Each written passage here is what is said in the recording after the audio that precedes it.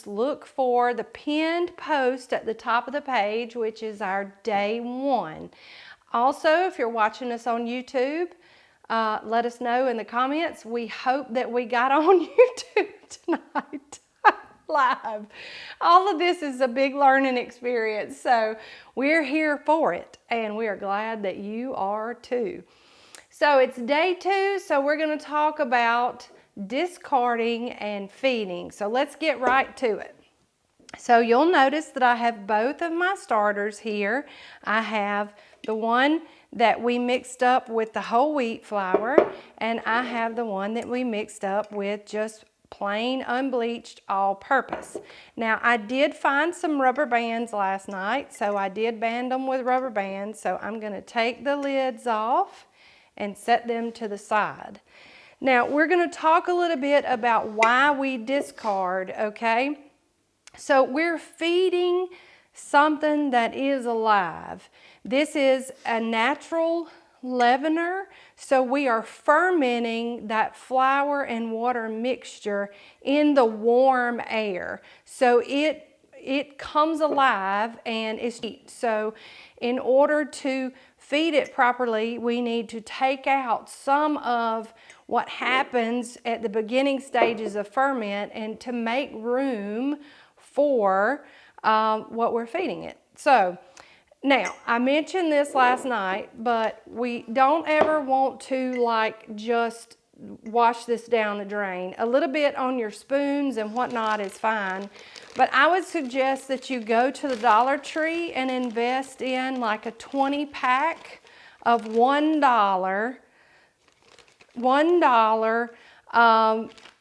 zip top bags, because this ensures that you won't have fruit flies. Now you may still have fruit flies as this ferments.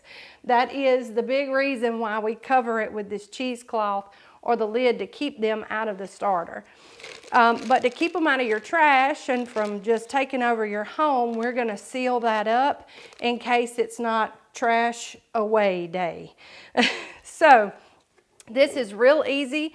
We're just going to, in the bag, and let me roll this top down. That way if we get it on the sides, it won't be where the seal is.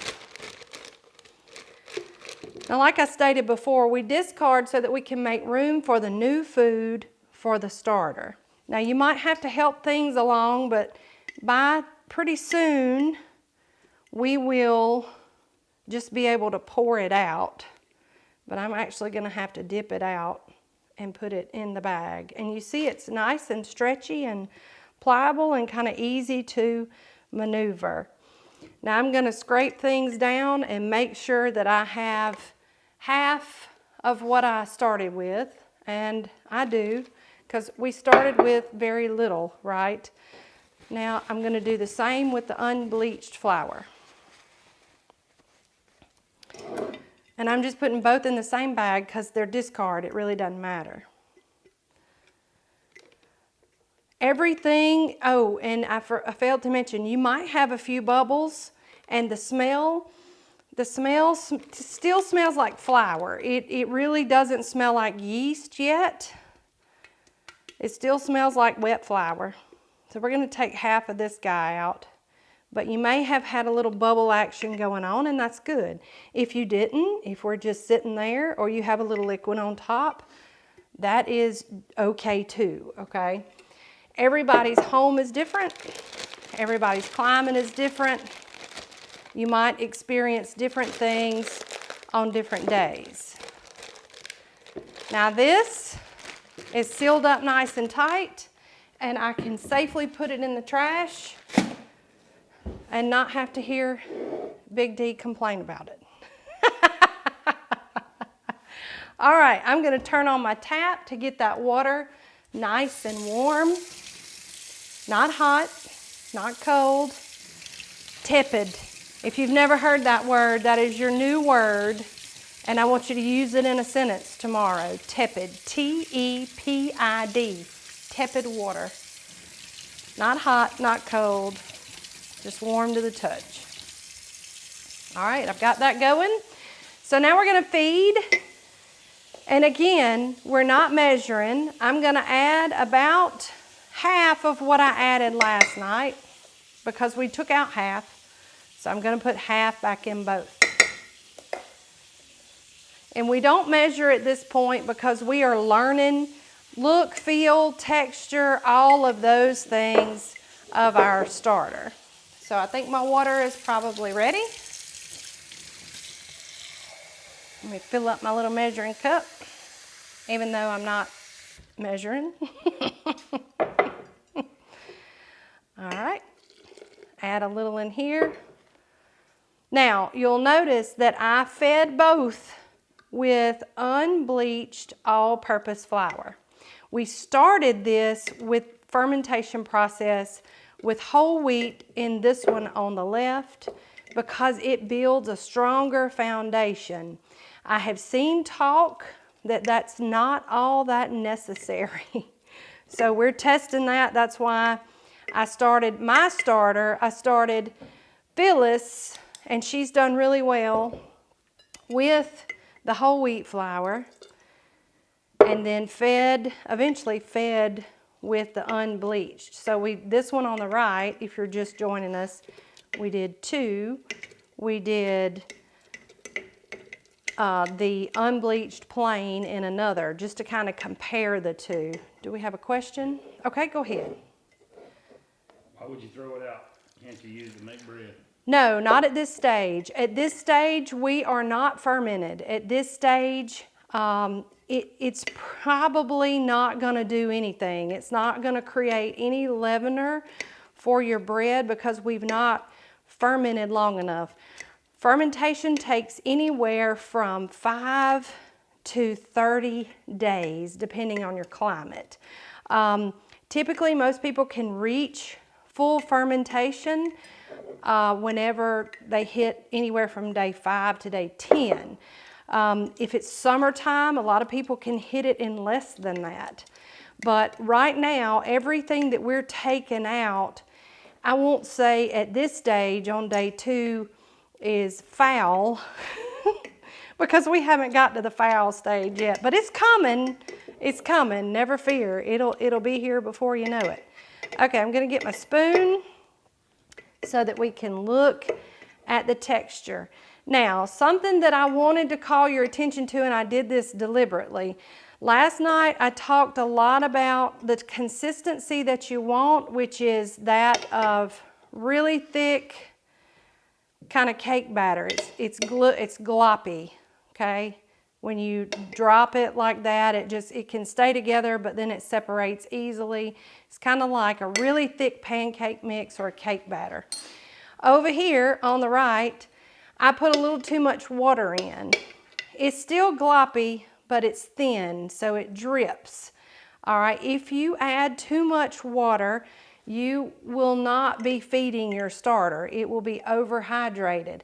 So if you do what I just did and you add too much water, you can simply recover from that by adding just a small amount of flour. Now, if you're following a recipe that tells you how many grams and whatnot, you won't know that that doesn't look right. So that's why we're doing it the way that we're doing it, because you want your starter to be healthy and fed, and it's not getting fed from the water. The water just kind of instigates the fermentation. The feeding actually comes from the flour itself. So now we've recovered that, and we're gloppy. So you can't really mess this up. I mean, you just can't. So now we are going to cover them again and leave them alone for 24 hours.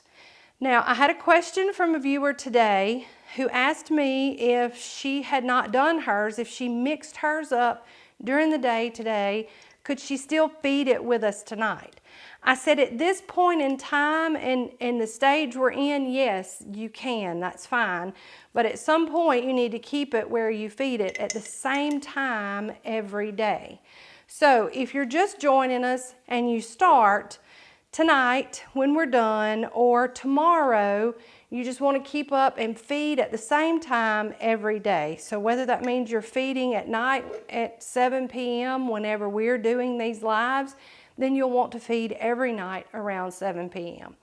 If you do it later, if you started it at noon today, you're going to want to wait and feed it tomorrow. Especially the more days that pass as we get through this, it's really important that you feed it at the same time of day. I mean, we all like to eat about the same time every day. Our starter will too. Did I have a question? There seem to be a lot of discussion about this, but somebody started with wheat flour today. Do I feed it with whole wheat tomorrow or regular flour? You can do either. Now, I will tell you that most people indicate that you only have to start with the whole wheat flour. Then after that, you can feed with all-purpose unbleached, and that's what I've done tonight.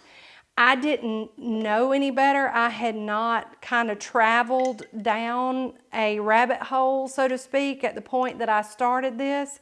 I was sick when I started this, so I probably read something but didn't comprehend it. If you want to know the truth.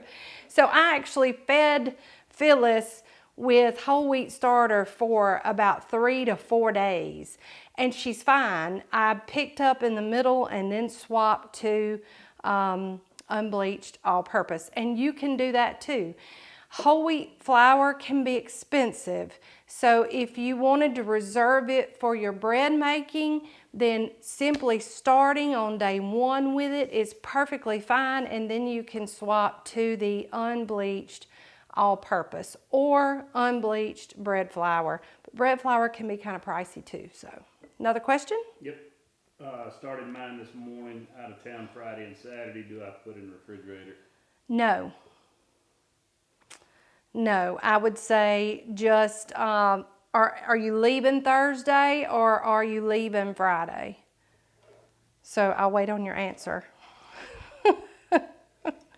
If you're out of town Friday and Saturday, and it might be a delay. So we'll come back to that. Danny, you just signal me when you get an answer on that. We'll come back to that. And I'll try to go ahead and kind of answer it.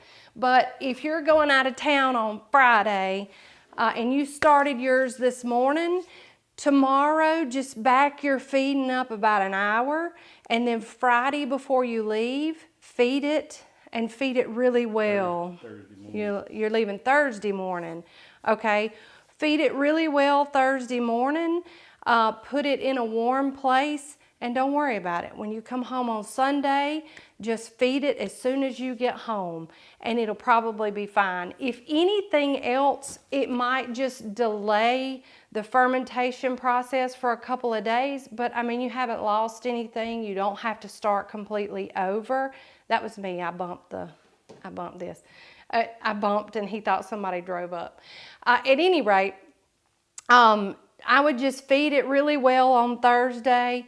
Put it somewhere that it'll be safe and can hang out while you're gone. It's probably going to be really hungry Sunday whenever you get home, so feed it really well. Make sure you maybe discard a little more than half when you feed, and then feed it really well on Sunday, and then get right back on schedule on Monday. You haven't lost anything. You've just maybe delayed it a day or two. But you don't have to throw it out and start completely over, because you'll lose the days that you've already done. It's best just to look at it as, well, I'm going on vacation. It can just hang out and be hungry for a day or two. It's not going to die, because at this point, by then, we'll only be on day 5 or day 6, and you're not going to kill it. It'll still continue to be active. It just might give you a delay. I hope that answered your question. So feed it good before you leave, and feed it good whenever you get home, and just roll with it and keep going. What do you mean by really feed it well? Just feed it well. That means maybe just add more than just what you took out. You might want to give it, like I did with this starter tonight when I got it too wet, you might want to give it a little extra flour than you normally would. That's all that means. Not mandatory. You can feed it in the same manner in which you feed it tomorrow, and you know, it won't make a big difference. Just don't sweat it. Do you throw out half every time you feed it? Only at this stage, only when we're building the starter. Whenever we get to the point where you have a fully fermented active starter, you can throw it out, or you can bake with it, or you can give it away. There are lots of other things, and we're going to talk about that beyond baking bread, of what all you can do with that in just a few minutes.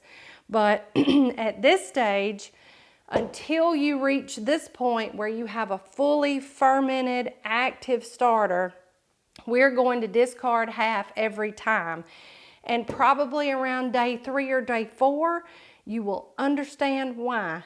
Because it's going to stink and it's going to look kind of weird. Usually somewhere between day 5 and day 7, people think that they have killed it, and they have not. It's going through the normal stages of fermentation. So when you think about fermentation, think about how wine and beer are made. You start that with a sour mash, and then that mash ferments, and it looks kind of grody and nasty, and it smells really bad. I don't know if you've ever been around anybody or have a friend that's ever made wine or beer. This is very similar. That process is very similar.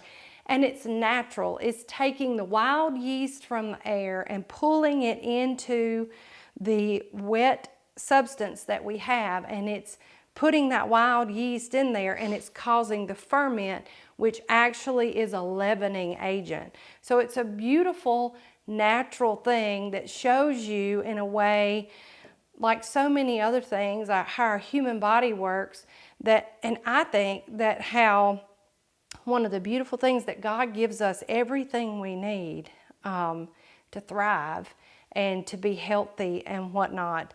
And probably tomorrow night we'll talk about the health benefits of sourdough. I'm not a nutritionist, and just like the disclaimer that I made last night about I'm not a sourdough expert, I'm just sharing my experiences with you. I have a good friend named Lindsay Farr. She might be with us tonight, I'm not sure, but she is a trained chef. And when she watched my video last night when I said that I was not weighing anything, she went, oh! But when I explained to her what I was doing and explained afterwards, she understood. And that, you know, when we get to the point that you're baking, you will need a food scale, because it's important on your grams ratios of your starter, your flour, your water, that you weigh them, because flour, 150 grams of flour actually is a lot more than 150 grams of water, because water weighs more. Got a question? Can you put the discard in another jar and use it for another starter? You sure can, and we're going to talk a little bit about that in just a minute whenever we talk about going beyond baking bread with it. But first, I wanted to cover something that came up last night when we had someone and there was another sweet viewer today who's been using a potato flake sourdough bread for a while. I did a little research today, and in my mind, feeding a starter with potato flakes and sugar and water or milk, things like that, that reminds me of that Amish friendship bread that we all used to make in the 80s and the 90s. That was some delicious stuff. But there is, in fact, a sourdough starter, and it's called a Herman starter, just like Herman Munster. Yes, Herman.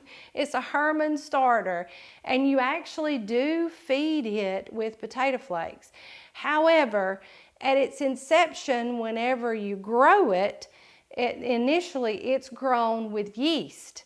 So you're not doing the wild fermentation process like we're doing with these. Now, does it make a difference? No. If you want to bake bread, you can bake bread with Herman starter or with regular sourdough starter. The difference is made in the taste and the texture of the bread. The Herman starter, because it's fed with sugar and potato flakes,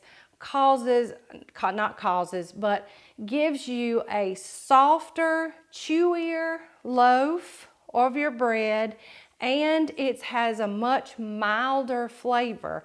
Whereas this traditional sourdough starter can have, depending on how long you bulk ferment your bread dough, can have a very sour taste.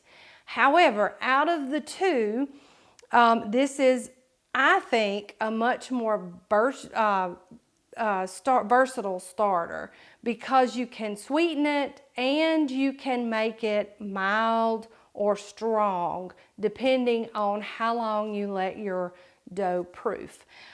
Those are just my thoughts. They're not right, they're not wrong, but that is, so there is a difference between those two starters, but whichever one is right and whichever one is wrong, there is neither of the two. They're both really good ways of making natural, preservative-free bread, and that is the goal here, is to have something that we have created with the tools that God has given us to sustain our families, right? So quickly, we're going to talk about going beyond bread. Okay, I'm going to move these out of the way and get them ready to put them to bed at night. And we're going to talk just a little bit about Phyllis. So my sweet Phyllis, I went ahead today and fed her this morning and left her out with the intentions of baking with her, because I gave half of her to a coworker. She is beautiful and healthy, and she smells like yeast rolls. We're going to get to a point with these guys, and I haven't named them yet. So if you have a suggestion for the twins back here, and they're twins because we made them at the same time, on their names, feel free to drop them in the comments. But Phyllis here she's perfect, and she did not bloom and really start to ferment until day 9. Now, I work full time, so a baking schedule to keep her on the counter for me would be hard, because I don't have enough people to give away discard to, and I don't have enough time to actually do the baking. So in the morning, after I feed her again, I'm going to tuck her away and let her take a rest and sleep in the refrigerator. Then Saturday morning, when I have time, I'm going to take her out and I'm going to put her on the counter, and I'm not going to discard, but I'm going to feed her and let her bubble back up and wake up. I got a question? Okay. What I have done, and this is just full disclosure here, okay? So you see this is partly Phyllis, and I'll explain to you why. Monday morning, which was day 9 for me, when I got up and walked out here to feed, and she was big and beautiful and bloomed and fermented and smelled like yeast rolls, I got so excited, but yet I was still half asleep. So when I fed her, and I'll see if I can grab it. No, it's way back in the cabinet. I have 2 of these canisters, okay? And granted, this one, they're both marked. This one has BF on it right here, and it has BF on it right here to indicate that it's bread flour, right? Well, half asleep, I got so excited that I fed her. Well, I discarded first, and then I fed her with self-rising flour. I panicked, but luckily I had discarded into a bag. So quickly I ran in the house and I got another jar and I put my discard in another jar and I fed it, and that's original Phyllis right here. This jar, however, was modified Phyllis that I made with that I fed with self-rising flour. And there are tons, and this is just an example, there are tons of groups and whatnot that, oh no, you need to throw it out. No. But I reached out to Tanner. She's my expert, and she's my oldest and the mother of my grandchild and soon to be grandgirl that's coming at the end of May, and asked her, did I ruin it? And she said, I don't know. She said the soda and salt that's in self-rising flour may cause it to deflate and not be any good anymore. She said, just feed it and watch it. So I got home Monday night, and both starters, that is the picture that I posted Tuesday morning. That is original Phyllis and self-rising Phyllis, and they both still bloomed after I fed them. So what I've opted to do is move her to a bigger jar and bulk feed her, which means I fed her with twice as much flour and discarded every time to work that self-rising flour out of her, and she's been fine. Now, what am I going to do with all this starter? Well, I've given 2 discards away, and if there's anybody in my community who's watching that wants a really good starter, reach out to me because I'll have plenty more to give. But I plan on baking with both of them this weekend. So I'll get them out Saturday morning, feed them both, and then bake with both of them. But in the future, I will dilute the discard and feed it to my house plants, to what we plant in our garden this year, things like that. Do I have a question? Did you get the blue jar? Dollar General. This is a canister. They have like 2 different sizes. This is one that I have tea bags in right here. They had some green ones and some blue ones. So in a panic, I went to Dollar General because when I overfed self-rising Phyllis, she almost filled up one of these jars, and I knew she was going to spill over. So I ran to Dollar General and just got what I could and got this pretty canister, and that's where self-rising Phyllis, or Phyllis 2.0 lives.